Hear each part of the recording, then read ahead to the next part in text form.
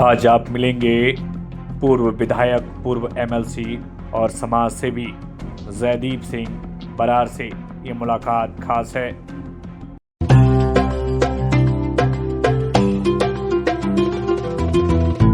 कुछ लोग राजनीति से परे होते हैं, कुछ लोग राजनीति से अलग होते हैं। राजनीतिक जड़ों से उनका कनेक्शन तो होता है, लेकिन वो जमीन पर जुड़कर जनता के लिए काम करते हैं। कभी वो विधानसभा काबर हुआ करती थी, अभी मीरगंज है, और वो व्यक्ति लगातार जनता के लिए काम करता रहा। मेरा कैमरा, मेरी टीम लगातार उन लोगों तक पहुंचकर आपको रूबरू कराने का काम करती है जो क्षेत्र, समाज और जनता के लिए काम करते रहे हैं। जी हाँ, विकास की करार की जब बात होती है तो जयदीप सिंह बरार का जिक्र ना हो, ये कैसे हो सकता है। जनता के साथ परिवार जैसा व्यवहार, जनता के साथ हमेशा खड़े रहने वाले और बहुत लंबे समय से राजनीतिक तौर से सक्रिय रहे जयदीप सिंह बरार आज शख्सियत के कार्यक्रम में हमारे साथ हैं। तो आज के मेहमान और आज की शख्सियत का दिल की गहराइयों से हम स्वागत करते हैं। बहुत बहुत स्वागत और सम्मान है आपका बरार साहब। धन्यवाद, धन्यवाद आपका। पहले तो आप कैसे हैं ये बताइए। मैं ठीक हूँ, चलता फिरता हूँ। अच्छा, इस उम्र में इतना ही कहना ठीक है। ये सवाल मेरा नहीं है आप कैसे हैं, ये सवाल आपके चाहने वालों का है, आपकी जनता सब लोगों को मेरा पैगाम पहुँचा दें कि मैं ठीक हूँ, चलता फिरता हूँ, क्योंकि और यहाँ तक हो सके अपना काम स्वयं करता हूँ। जब हम आपके फार्म हाउस पर एंट्री लिए तो हमने देखा कि आप ट्रैक्टर से आ रहे थे। जी, आपका ट्रैक्टर चलाता हुआ जो मंजर मैंने देखा, मुझे खुद में एक हौसला मिलता है, हिम्मत मिलती है। थोड़ा सा बरार साहब, जहां बुजुर्ग और आपके हम उम्र लोग आपके बारे में जानते हैं, आज का नौजवान भी जयदीप सिंह बरार के जीवन के बारे में जानना चाहता है। आज का ये कार्यक्रम बेहद खास है। हम आपकी यात्रा के बारे में आपसे जानना चाहते हैं। कौन सा गांव है, कौन सा काम है, कहां से शुरुआत हुई और कैसे विधानसभा मीरगंज को आपने अपना परिवार बनाया, थोड़ा सा बताइए। जहाँ हम बैठे हैं इस गांव का नाम तो सवालेपुर है। ये तहसील बिलासपुर, जिला रामपुर में है जी। पर मैं पहले से ही, मेरा व्यापकता ये सोच रही है कि विधानसभा का सदस्य एक विधानसभा तक सीमित नहीं होता, वो पूरे प्रदेश में सदस्य विधानसभा वो पूरे प्रदेश को रिप्रेजेंट करता है। जी। तो इसलिए मुझे ये, वैसे तो मैंने बिलासपुर से भी अप्लाई किया था टिकट के लिए। जी। सन 77 में बहुत बड़ी लहर थी जनता पार्टी की। जी। और इंदिरा गांधी जी की इमरजेंसी हटने के बाद जी। तो मैंने बिलासपुर से और कांवर से दोनों से टिकट मांगा था। जी। और मुझे कहीं से भी टिकट नहीं दिया गया और वही पुराने लोगों को दे दिया गया जो स्थापित थे। और मेरा कहना था जनता उनको नहीं चाहती है। तो जब मेरी नहीं सुनी गई तो मुझे निर्दलीय लड़ना पड़ा। निर्दलीय लड़के मैंने वो साबित कर दिया, सिद्ध कर दिया। आप जीते? मैं जीता नहीं, मैं हार गया, पर वो भी अच्छा, मेरे ही जितने वोट लिए उन्होंने। जो हमारे ये चुनाव कहीं ना कहीं उन लोगों के लिए एक मिसाल की तरह था। हाँ, जो लोग सिर्फ पार्टी का दावा और वादा करते हाँ, थे। बरार साहब, आप खेती से जुड़े हैं, किसानी आप करते हैं, बड़ी खेती आपके पास है और आप किसानों की लड़ाई बहुत लंबे समय से लड़ रहे हैं। इस वक्त हम आपके साथ हैं। आपने अपने दौरान, अपने समय में क्या क्या काम कराए? देखिए, वैसे तो मीरगंज क्षेत्र जो था, जो कांवर था उस वक्त, जी, कांवर कहना चाहिए, कांवर क्षेत्र में वैद्य जी ने बहुत अच्छा काम किया था कि उन्होंने स्कूल स्थापित किए थे। जी। परंतु हमारा क्षेत्र शिक्षा में और सड़क में दोनों में पिछड़ा हुआ था। जी। सिंचाई में कुछ काम तो एक बांध लगता था, तो उसकी वजह से वो भी सन 79 में सरकार ने उसको निर्णय ले लिया था कि हम नहीं लगाएंगे। तो परंतु वीपी सिंह जी, जब मैं 80 में एमएलए बना, उन्होंने ज़रा योजना समिति बना दी और उसमें कुछ पैसा हम लोगों के डिस्पोजल पर कर दिया। जी। तो उससे मैं 4 बांध बनवाता था, जिसमें सिर्फ मेरा ही नहीं बल्कि बहेड़ी और भोजीपुरा क्षेत्र की नहरें भी चलती थी। 4 नदियों पर बांध लगते थे, कच्चे बांध। तो सरकार ने तो हाथ खींच लिए, परंतु वो पैसा तो सरकारी था। जी। पर मैं अपने हिस्से का पैसा उन चारों बांधों के लिए दे देता था। तो क्योंकि मुझे किसान की हालत लगती थी कि उसको जी सिंचाई हो जाए, तो अब तो सिंचाई के बहुत साधन हो गए हैं, बाद में फ्री ट्यूबवेल की योजना चल गई। अब तो पहले तो सिंचाई दूर दूर तक, हाँ, बहुत परेशानी थी। वो बहुत- दौर ऐसा था कि जब लोग स्ट्रगल कर रहे थे, हाँ, संघर्ष कर रहे स्ट्रगल थे। कर रहे थे। उस समय चीजों को आपने क्षेत्र में देने का काम किया। हाँ, उस समय मैंने जितनी मिट्टी चौधरी चरण सिंह के कार्यकाल में डलवाई गई थी, सब पर खड़ंजे लगवा दिए, सब पर, किसी पर पक्की रोड बनवा दी, किसी पर खड़ंजा लगवा दिया। मतलब काम किए गए। लगभग देखिए, मीरगंज ब्लॉक तो उस वक्त 100% विद्युतीकरण की स्थिति में था। जी शेरगढ़ ब्लॉक नहीं था जी और बहेड़ी भी नहीं था। जी। उनमें भी मैंने कोशिश की कि वो भी रोशनी की जाए वहाँ। विद्युतीकरण हो। जी तो विद्युतीकरण एक बहुत महत्वपूर्ण चीज़ है। आजकल के तो लड़के बिना विद्युतीकरण के जी नहीं सकते। उस वक्त तो लोग जीते भी थे। जी। तो विद्युतीकरण जो है वो भी करवाया और रास्ते भी बनवाए, और जो कुछ भी हो सकता था, जो लोगों की समस्या जो लोग मुझे बता देते थे, तो मैं उसके लिए बैठ जाता था। आपने बहुत लंबे समय तक विधायक रहते हुए काम किया और उसके बाद आप विधायक नहीं रहे, चाहे वो किसानों के हक की लड़ाई हो, तमाम पदों पर आप रहे और तमाम तरीके की जिम्मेदारियां निर्वहन करते हुए आज 2026 आ गई है। जी। उसके बीच में हम खमरिया बांध को कभी नहीं भूल सकते। हाँ। थोड़ा बताइए हमें उसके बारे में। खमरिया बांध ऐसे है कि ये मैं क्योंकि बनवाता था तो मुझे ज्ञान था, पर 1989 के लोकसभा लड़ गया मैं, मुझे लड़ा दिया गया, मुझे विधानसभा नहीं लड़ाया गया। जी बाद में वीपी सिंह जी कहने लगे कि आप दोनों सीटें लड़ जाते। तो मैंने कहा जी, मैंने अपने आप को इतना महत्वपूर्ण नहीं समझा नेता कि मैं दोनों सीटें लड़ूं। तो अगर मैं लड़ जाता वो एमएलए, तो मैं एमएलए तो बन ही जाता है, बिल्कुल चाहे हार जाता। जी। पर एमएलए ना बन के मैं एमपी भी हार गया और मैं पैदल हो गया। अच्छा। पर मुझे सौभाग्यवश एमएलसी बनने का मौका मिल गया, रामपुर और बरेली 2 जिले। एमएलसी बने आप। पर एमएलसी बनने से जहां मुझे फ़ायदा हुआ, मैं उन समस्याओं को सदन में सरकार तक पहुंचाता रहा, पर सदन इतनी सीरियसली नहीं लेता है। जी। विधान परिषद जो है, हालांकि एक सिंचाई का मुद्दा मुलायम सिंह जी कर गए थे, सिंचाई को 10 गुना चार्ज जी, पर वो विधान परिषद का सदस्य अगर मैं था तो वही मैंने वापस करवा दिया। तो पर मेरे राजनीतिक जीवन में वो एक घटनाक्रम ऐसा था जी कि जब मैं एमएलए लड़ूं तब मुझे हर बूथ पर मेरे वर्कर होते थे। जी। जब मैं एमएलसी बन गया तो मेरे वर्कर गायब हो गए। हाँ, मतलब वो क्रम टूट गया। क्रम टूट गया, तो वर्कर जो हैं वो इधर उधर तितर बितर हो गए। जी। उसके बाद 2-3 इलेक्शन में एमएलए की लड़ा हूँ, जी, तो सफलता उसमें नहीं आगे सफलता नहीं मिली, पर वर्कर मेरे साथ आए और फिर क्रम टूट गया, क्योंकि जब मेरा टिकट 2012 में जब मैं निकट आया तो फिर क्रम टूट गया, फिर मुझे निर्दलीय लड़ना पड़ा। पर मैं निर्दलियों में उत्तर प्रदेश में एक पहले नंबर पर था जी। और ये आपकी व्यक्तिगत कमाई है, व्यक्तिगत हाँ, पूंजी है। 20-25 हज़ार वोट तो मुझे लोग दे ही देते हैं, मतलब मेरे साथ में जुड़े हुए हैं। एक पारिवारिक नाता है। हाँ, परिवार। और आप, हमने ये देखा है कि आप किसी के लिए भी दरी बिछाकर उसके हक की लड़ाई लेने का काम करते हैं। हाँ, उनके हक की लड़ाई, विकास की नहीं, इनकी पेमेंट की लड़ाई जी। कि इनका पेमेंट क्यों नहीं हो रहा। जी। तो वो कहने लगे तुम सही कर रहे हो, तुम ठीक कर रहे हो। मैंने कहा जी, जो आदमी के कर्म हैं उसके भाषण से ज़्यादा महत्वपूर्ण होते हैं। जी।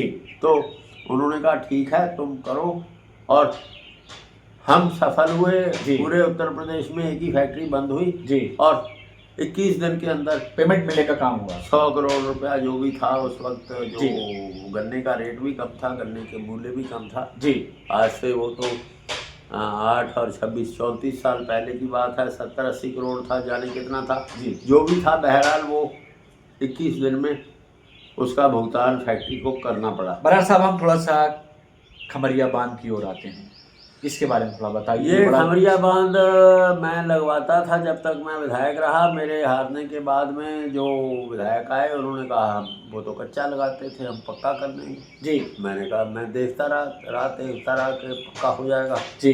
पक्का नहीं हुआ, तो फिर 2016 में मैं डीएम के पास बरेली गया जी और मैंने कहा जी हमरिया बांध हम देख आए हैं, हम बना देंगे जी हम बना देंगे, हमें अनुमति दे दीजिए जी क्योंकि सरकारी भूमि है, सरकारी नदी है, सरकारी नहर है। जी तो बिना बल्ली नहर मृत घोषित हो चुकी थी जी जिस बल्ली नहर को वो फीड करता है जी वो मृत घोषित हो चुकी थी। कुल्ली नहर मृत घोषित 4 महीने तो जीवित रहती है, 8 महीने वो भी मृत रहती है जी क्योंकि उसमें पानी नहीं रहता। जी तो 2016 में हमने सोचा था 30-40 मीटर नदी है, बाकी बेरियों की झाड़ियाँ थी जी तो हमने सोचा यहाँ नीचे बंदा है पर वो नदी काटते काटते 27 साल में बहुत दूर चली गई थी जी तो 130 मीटर बांध हमें लगाना पड़ा।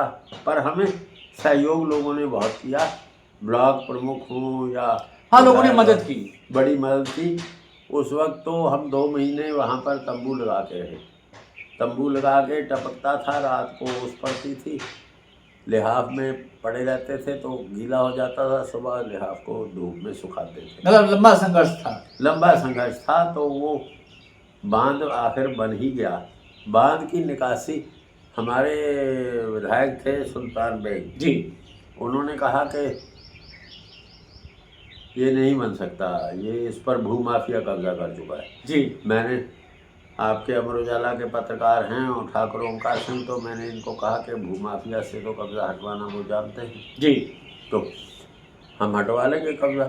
तो हमने डीएम रामपुर से भी बात की क्योंकि जी सम्मिलित था जो खमरिया बांध है ना जी, वो जब बांध तो बनता है वो सीमा पर जी पर उसका पानी जब निकलता है तो निकलने के बाद 4 किलोमीटर रामपुर में ट्रैवल करता है जी, उस पर कब्जा हो चुका था जी। तो वो कब्जा भी हमने हटवाया मतलब अपनी जान पर खेल कर। पूरा लंबा संघर्ष रहा वो, बहुत लंबा संघर्ष रहा। अब एक दिन आ रहा है बरार साहब 23 मार्च को हम उसका इस साल अंतिम लोकार्पण शायद कच्चे बांध का करेंगे क्योंकि अब सरकार ने उसको मान लिया हमारी मांग को और हमारे संघर्ष के फलस्वरूप या जैसे भी हो तो सरकार ने सिंचाई विभाग ने उसकी ज़रूरत महसूस की है तो वो पक्का बांध बनाने। थोड़ा सा हम जानना चाहते हैं क्या क्या दायित्व आपके पास रहे, क्या क्या पद रहे और क्या क्या जिम्मेदारियों से आप गुजरे हैं, थोड़ा सा ये मैंने आपको मेरा विजिटिंग कार्ड है। एक मैंने बहुत जब एमएलसी था तब रोहिलखंड न्याय मोर्चा बनाया था, अब तो नहीं कुछ करता हूँ उसमें जी। मैं भारतीय वायुसेना में पायलट ऑफिसर भी रहा हूँ। अच्छा पायलट रहे हैं आप? पायलट ऑफिसर था, पायलट था जी। तो ये मेरी दाहिनी आँख में जी हम ज़मीन से 200 फुट की ऊंचाई पर रडार को जी धोखा देने के लिए प्रैक्टिस कर रहे थे फ्लाइंग की जी। तो उस वक्त इसमें गिद्ध टकरा गया तो उससे मेरी आंखों में शीशा चला गया जी। मतलब मैं बेहोश हो गया था तो मैं ज़मीन में जाने वाला था पर मेरी स्पीड बहुत थी तो मैंने एकदम हवाई जहाज़ को उठा लिया जी। पर मुझे सरकार ने मैंने कहा कि उनको कि भाई आप मुझे इंजीनियरिंग या डॉक्टर की लाइन में कॉलेज हैं आपके पास, आप उसमें भेज दो जी। तो कहने लगे हमारे यहाँ नियम नहीं है उसका नियम, तब आप या तो ग्राउंड जॉब करें जी तो या छोड़ दें जी। तो मैंने कहा ग्राउंड जॉब तो मैं करूँगा नहीं, छोड़ना पसंद करूँगा। छोड़ दिया? पर छोड़ा नहीं था मैंने, मेरा रेजिग्नेशन मैंने लिख लिया था, किसी सीनियर ऑफिसर ने उसको फाड़ दिया जी और मुझे मेडिकल ग्राउंड्स पर राष्ट्रपति जी ने जी इनवैलिड आउट कर दिया जी। और मतलब मेडिकल ग्राउंड पर मुझे कर दिया तो इसलिए मेरे पास सारे अधिकार जी पायलट ऑफिसर के सुरक्षित हैं। अच्छा। अब तो पायलट ऑफिसर जॉब ही नहीं है, अब तो फ्लाइंग ऑफिसर से शुरू होती है जी जी। तो मैं 1965 में यहाँ खेती करी, खेती आगे करी तो ऊर्जा थी तो लगा कि ये तो पर्याप्त नहीं है अपना काम करना, कुछ समाज के लिए भी करना चाहिए। तो यहाँ गन्ना सोसाइटी होती थी जी। उन दिनों में गन्ना सोसाइटियों में बहुत गोलमाल चलता था, गोलमाल भी चलता था पर शक्ति बहुत थी जी। अब तो शक्ति विहीन करनी है जी। अब तो सारा पर्ची और पेमेंट दे दिया फैक्ट्रियों को जी। तो उसमें मैं डायरेक्टर रहा और जब मैं 1977 में एमएलए लड़ गया फिर मैंने उसके बाद उससे इस्तीफा दे दिया जी। तो फिर मैं विधानसभा में 2 बार सदस्य रहा हूँ जी, 1980 से 1989 तक जी। और कई बार हमें मतलब सेवा करने का मौका मिला है हाँ, तमाम। हमें मिला है। हमें 6 साल हमें एमएलसी भी मिले हैं, जी, तो 16 साल हमें जम करके सेवा की है। सेवा की है। देखिए अब साहब 27 आ रहा है, थोड़ा जनता आपकी तरफ देख रही है। अब मैं तो लड़ने की स्थिति में इस उम्र में नहीं हूँ, मेरी उम्र तो नहीं है, पर अगर 27 में जी कोई परिवार से चाहेगा जी और टिकट विकेट का कोई उनको, मैं तो निर्दलीय लड़ गया था, उखली में सर दिया, तो मुसलों का क्या डर। पर अब पता नहीं, अब नौजवान हैं तो क्या करेंगे क्या नहीं करेंगे। तो क्षेत्र के बहुत सारे लोग आपको सुन रहे हैं, देख रहे हैं। एक लंबे अरसे के बाद मैं आपसे मिल पाया हूँ। जी, कुछ कहना चाहते हो अपनी उस जनता से जिसके घर की आपने रोटी खाई है, जिसके लिए आपने सही रास्ते, सही रिश्ते, बहुत कुछ देने का काम किया, चाहे वो कांवर हो या फिर आपका क्षेत्र हो या फिर पूरा जो प्रदेश का व्यक्ति आपको जानता है। हाँ, कुछ कहना चाहते हो? मुझे तो उस समय जब मैं सदस्य विधानसभा था, तो जब खास तौर पर जब हमने कांग्रेस के खिलाफ बगावत की थी, जी तो उस समय तो मुझे पूर्वी उत्तर प्रदेश क्या, मध्य उत्तर प्रदेश क्या, पश्चिमी उत्तर प्रदेश क्या, सभी लोग जान गए थे। जी क्योंकि बागी को ज़्यादा लोग जानते हैं। और बाकी तो मेरा इधर जो है, मैं तो संदेश यही देना चाहूँगा कि जात पात से काम नहीं चलेगा, और जो भी काम चलेगा तो योग्य प्रतिनिधि से चलेगा। जी अपना वोट सोच समझ के दें लोग, और ऐसे आदमी को दें जो आदमी आपके काम आए, ना कि आपको लताड़े, जी ना कि आपसे पैसे दिलवाए। जी अगर रिश्वतखोरी करता है, जी अगर वो धर्म और जाति के नाम पर वोट मांगता है, तो इसका मतलब उसके पास कुछ छिपाने के लिए है। जी तो जो आदमी अपनी जीवन की किताब आपके सामने खोल के रखे जी और आपकी सेवा करे, उसको वोट दीजिए, उसको बनाइए अपना प्रतिनिधि। मुझे एक दफ़ा एक गांव में, मुझे याद है, पलौरा नाम का गांव है, कोई जाट थे, वो कहने लगे कि अगर आप जी वो अगर हम चुन भी दें तो आप क्या भ्रष्टाचार ख़त्म कर देंगे। जी मैंने कहा ख़त्म करने का तो मैं नहीं ठेका ले सकता, पर मैं 0.25% जी जो मेरे हिस्से में आता है वो तो खत्म कर ही सकता हूँ। उतना तो खत्म कर सकता हूँ, उतना तो कर ही दूंगा। जी। हो सकता है 1% भी कर दूं, हो सकता है 5% कर दूं। बरार साहब, ये अच्छा मौका था, खास मौका था, हम आपके साथ बैठे, आपसे हमने बहुत कुछ सीखा, और हम आपसे विदाई इस उम्मीद के साथ चाहेंगे कि आगे आने वाला दौर बहुत सुंदर होगा, आप स्वस्थ रहेंगे और हमारे बीच अपना आशीर्वाद देखिए, ऐसे बनाए। नौजवानों को आगे, आप जैसे नौजवानों को ही आगे बढ़ना पड़ेगा, तभी देश में परिवर्तन आएगा। नहीं तो जी जो पुराने लोग हैं, उनमें ऊर्जा की भी कमी है, विचार और अनुभव तो है उनके पास, जी पर नए लोगों को आना पड़ेगा, और अपने भविष्य का निर्माण आपके हाथ में है। अगर आप जैसा भारत आप चाहोगे, जैसा विधायक आप चाहोगे, वैसा ही आपको मिलेगा। बहुत बहुत धन्यवाद आपका। एक लंबी और सुखद चर्चा आपके साथ रही। खेती करने वाला ये किसान का बेटा, राजनीतिक सफ़र में सक्रिय रहने वाला ये बेटा, हम सब के लिए आप हमारे बुजुर्ग की तरह हैं, हमारे लिए मार्गदर्शक की तरह हैं। जाते जाते ये भावुक लम्हा है, हम आपसे विदाई ले रहे हैं। क्षेत्र की जनता आपको देख रही है, इस उम्मीद के साथ हम आपसे विदाई चाहेंगे कि आपकी जो छत्र छाया है हम पर बनी रहेगी। नहीं, हम तो सदैव अभी भी संपर्क में, जो कोई आ जाता है, अभी मैं कल जाऊंगा बरेली, तो जी। डीएम से कंफर्म करूंगा कि वो 23 को आ रहे हैं कि नहीं। और मैं इस क्षेत्र में भी जो लोग हैं जिनसे मेरा पुराना संपर्क है, जी उनके यहाँ किसी का दसवां है, किसी का कुछ है, लाभ जाते हैं। दिन होता है, स्वस्थ होता हूँ तो चला जाता हूँ, जी। नहीं होता है तो नहीं जाता हूँ। हमारे साथ जुड़ने के लिए बहुत शुक्रिया। एक खास मौका था, हमारे साथ जयदीप सिंह बरार थे, विधायक रहे, एमएलसी रहे, आपके हक और हुकूक की लड़ाई लड़ते रहे। ऐसे नेताओं से जब आप मिलते हैं, ऐसे भूमिपुत्रों से जब आप मिलते हैं, तो आपको नई ऊर्जा मिलती है। फिर पहुंचेंगे एक नई शख्सियत, एक नए शख्स के पास, एक नए मेहमान के पास। लेकिन बरार साहब जैसे लोगों से मिलकर मुझे प्रसन्नता होती है, क्योंकि ये व्यक्तित्व अपने आप में खास है। तब तक के लिए आप हमारे साथ बने रहिएगा, फिर पहुंचेंगे, तब तक के लिए नमस्कार। नमस्कार।